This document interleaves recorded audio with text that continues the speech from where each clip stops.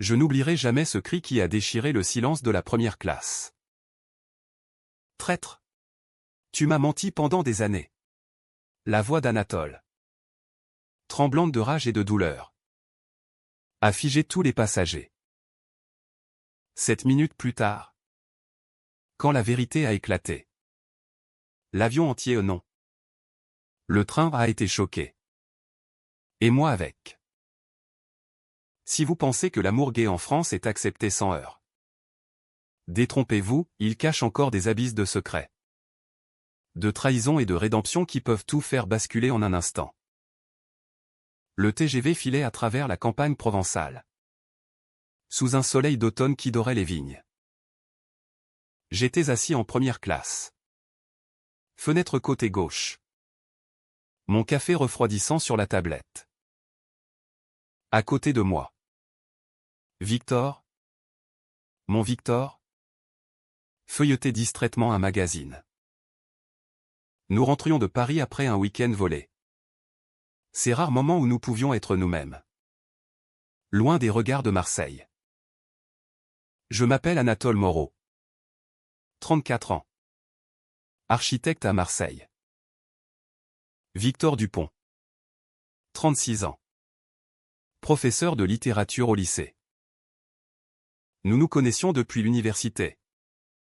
À Aix-en-Provence. Une amitié d'abord. Profonde.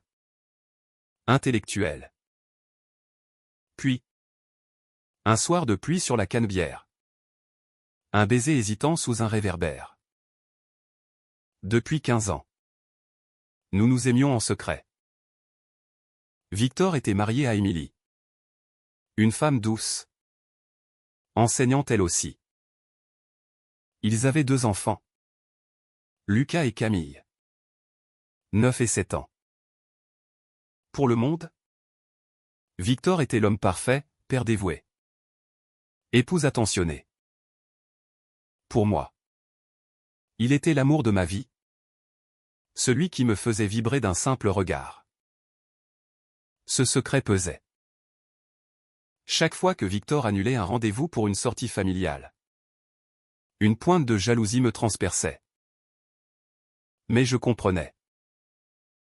En France, même en 2025, l'homosexualité n'était pas toujours facile dans certains milieux. Sa famille catholique conservatrice, ses collègues, les parents d'élèves. Il avait peur de tout perdre. Un jour, Anatole, promettait-il dans l'ombre de mon appartement du Vieux-Port. Un jour, je serai prêt. Ce week-end à Paris avait été magique. Nous avions marché main dans le Marais. Dîné aux chandelles près de Notre-Dame. Fait l'amour avec une passion renouvelée. Sur le retour, dans le train, il semblait serein. Presque libéré. Bientôt, murmurait-il en posant sa tête sur mon épaule quand les voisins somnolaient. Bientôt, je parlerai à Émilie. Mais le destin en décida autrement. À Avignon, une femme monta. Élégante. La quarantaine. Tailleur chic. Elle s'installa 2 rangées devant nous. Victor pâlit soudain. Anatole. C'est Sophie. La sœur d'Émilie. Mon cœur s'arrêta. Sophie tourna la tête. Nous vit. Ses yeux s'écarquillèrent. Elle se leva. S'approcha d'un pas décidé. Victor? Qu'est-ce que tu fais ici? Et avec lui? Victor balbutia. Sophie? Ce n'est pas. Elle haussa la voix. Émilie m'a dit que tu étais en congrès à Paris. Seul. Les passagers commencèrent à regarder. Une vieille dame fronça les sourcils. Un homme d'affaires posa son journal. Sophie pointa Victor du doigt. Tu es avec un homme? Depuis quand? Émilie soupçonne quelque chose depuis des mois. Les retards. Les mensonges. Victor se leva. Livide. Sophie? S'il te plaît? Pas ici. Mais elle explosa. Pas ici? Et où alors? Dans votre nid d'amour secret? Tu trahis ma sœur.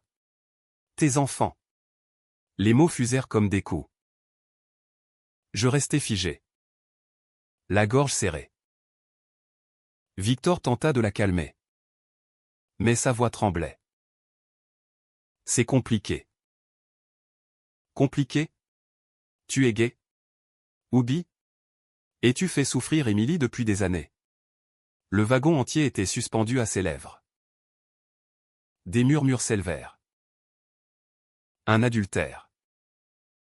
Avec un homme. Pauvre femme.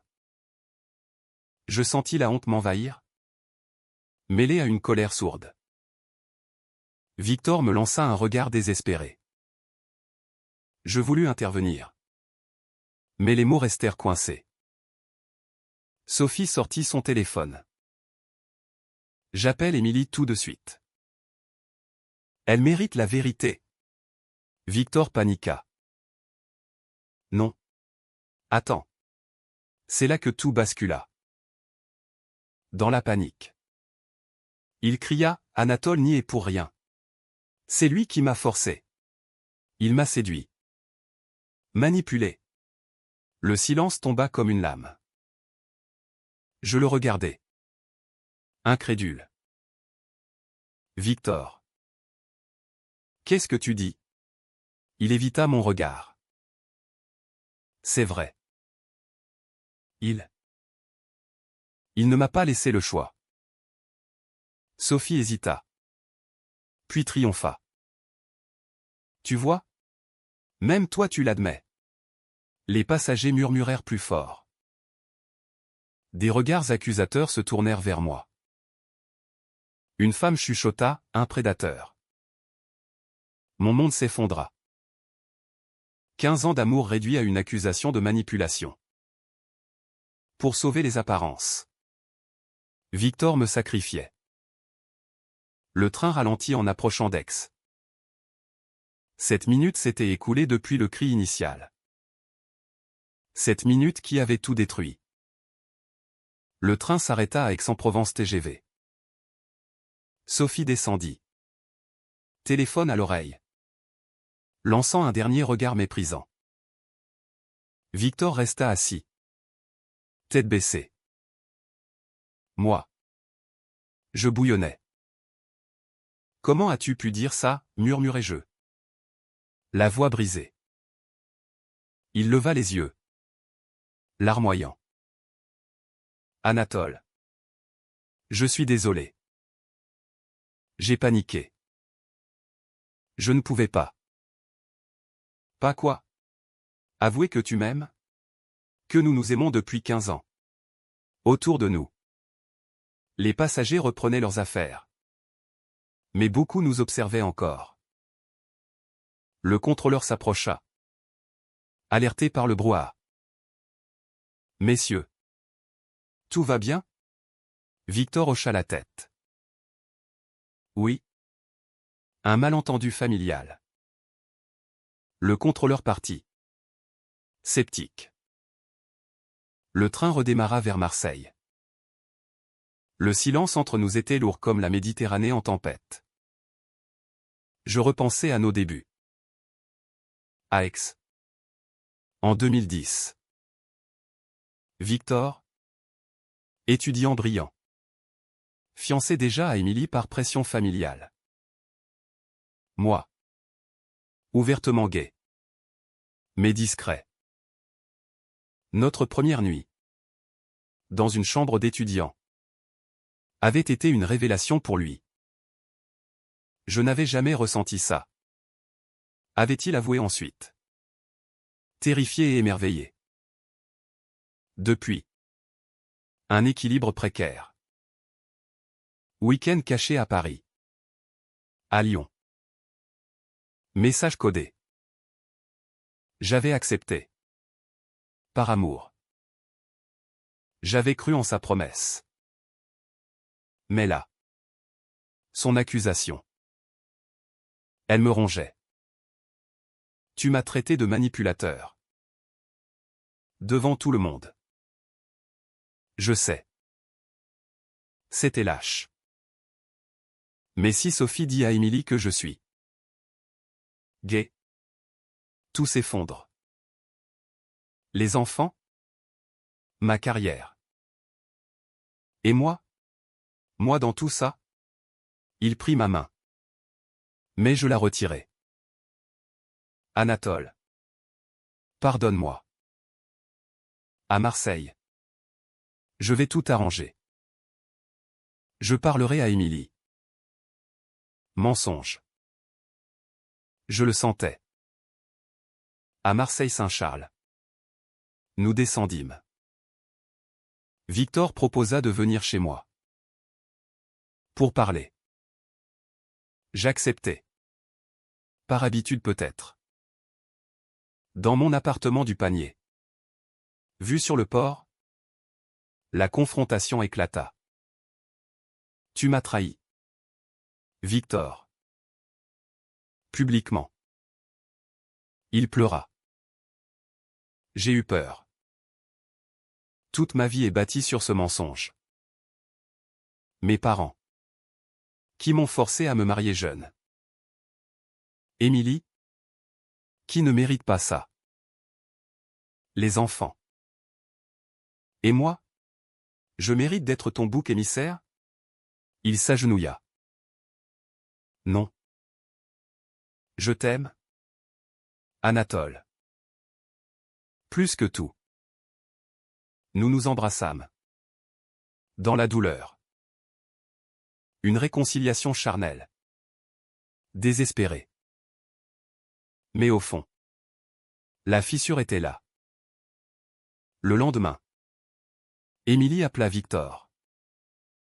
Sophie avait tout raconté à sa version. Victor nia l'accusation contre moi. Mais avoua une amitié ambiguë. Émilie demanda le divorce. Les enfants furent dévastés. Victor vint vivre chez moi temporairement. Mais la culpabilité le rongeait. Il buvait plus. S'isolait. Moi. Je souffrais en silence. Les regards au travail. Les rumeurs. Un collègue me demanda, c'est vrai que tu as brisé un mariage? La colère montait. Un soir, Victor confessa, j'ai vu un avocat. Pour la garde des enfants. Si je dis que c'était une erreur. Que tu m'as influencé. Je le giflai. Tu oserais recommencer? Il pleura. Non. Pardon. Mais le doute s'installa. Les mois passèrent dans une tension palpable. Victor alternait entre remords et résignation. Il voyait ses enfants les week-ends. Mentant encore sur notre relation. Des colocataires. Disait-il. Moi. Je plongeais dans le travail. Projet d'architecture à Marseille. Voyage à Paris. J'évitais Victor le soir. Un jour, un message anonyme, une vidéo du train. Filmée par un passager. Elle circulait sur les réseaux locaux. Accusation en première classe, 7 minutes plus tard. La vérité choque tout le TGV. La vidéo montrait le cri de Sophie. L'accusation de Victor contre moi. Commentaires haineux, les gays destructeurs de famille. Trahison homosexuelle. Victor paniqua. On doit déménager. Changer de ville. Non. C'est toi qui fuis toujours. La dispute fut violente. Il hurla, c'est facile pour toi. Tu n'as pas d'enfant. Je ripostai, et toi? Tu n'as pas de courage. Il partit claquer la porte. Seul. Je pleurais. 15 ans pour ça. Puis. Un appel d'Émilie. Elle voulait me voir. Au café près du Vieux-Port. Elle était calme. Blessée mais digne. Anatole. Je sais tout maintenant. Victor a avoué. Je hochai la tête. Il vous aime. Vraiment. Mais il a peur. Depuis toujours. Sa famille l'a brisé jeune. Elle me montra des lettres anciennes, Victor adolescent. Confiant à un journal intime ses doutes sur son orientation. Il m'a épousée par devoir. J'étais amoureuse. Naïve. Nous parlâmes longtemps. Elle ne me haïssait pas. Au contraire. Elle compatissait. Dites-lui de choisir. Vraiment. Pour lui. Pour vous. Pour les enfants. Je rentrai. Songeur. Victor revint tard. Repentant. Je suis allé voir un thérapeute. Pour la première fois. Un début. Mais le haut drame survint lors d'une audience pour la garde. Victor, sous pression de ses parents, témoigna que notre relation était une erreur passagère. Influencée par moi. Le juge fronça les sourcils. Je fus cité comme témoin. Pour la première fois.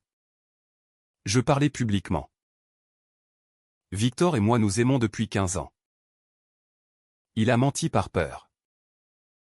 Pas par manque d'amour. La salle fut choquée. Ses parents hurlèrent. Émilie pleura. Victor me regarda. Effondré. Après l'audience. Victor perdit partiellement la garde. Ses parents le renièrent. Il toucha le fond. Il vint chez moi. Brisé. J'ai tout perdu. Par ma faute. Nous parlâmes des nuits entières. Il confessa ses peurs profondes, l'éducation rigoriste. La honte intériorisée. En France, on pense que c'est accepté. Mais dans ma famille. Dans mon milieu. Non. Je le serai. On reconstruira.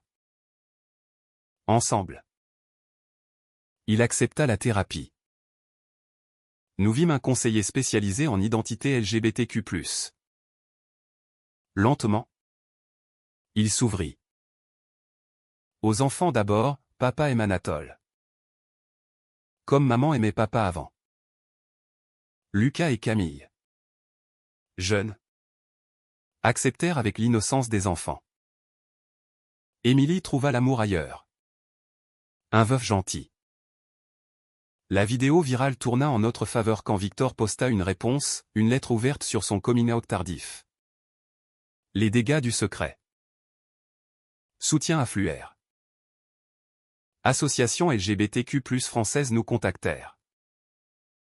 Mais un dernier conflit, Victor voulut partir à Paris. Recommencer loin. Non. Dis-je. Affrontons ici. À Marseille. Notre ville. Il hésita. J'ai peur des regards. Moi aussi. Mais l'amour vrai n'est pas dans la fuite. Il choisit de rester. Nous achetâmes une maison à Cassis. Près de la mer. Les enfants vinrent souvent. Une famille recomposée. Moderne. 2 ans plus tard. Sous les calanques. Victor et moi nous mariâmes civilement. Émilie était là. Avec son compagnon. Les enfants portèrent les alliances. Victor prononça ses vœux. Voix ferme, Anatole. Tu m'as attendu 15 ans dans l'ombre. Aujourd'hui. Je te choisis au grand jour. Plus de secrets. Plus de mensonges. Je pleurais. La réception fut simple. Provençal, bouillabaisse. Rosé. Ami vrai. Sophie s'excusa même. Par lettre. La vidéo ancienne refit surface. Mais comme témoignage de courage. Nous devînmes discrets militants, conférence sur le coming out tardif. Les dégâts du placard. Victor publia un roman autobiographique. Succès critique. Moi. Je dessinais des bâtiments inclusifs. Avec espace pour tous. L'amour triompha. Non sans cicatrice. Parfois. Dans le TGV pour Paris. Nous nous tenons la main ouvertement. Les passagers sourient. La vérité. Choc d'un jour. Devint notre force. En France. L'amour gai. Comme tout amour. Demande du courage. Mais il en vaut la peine.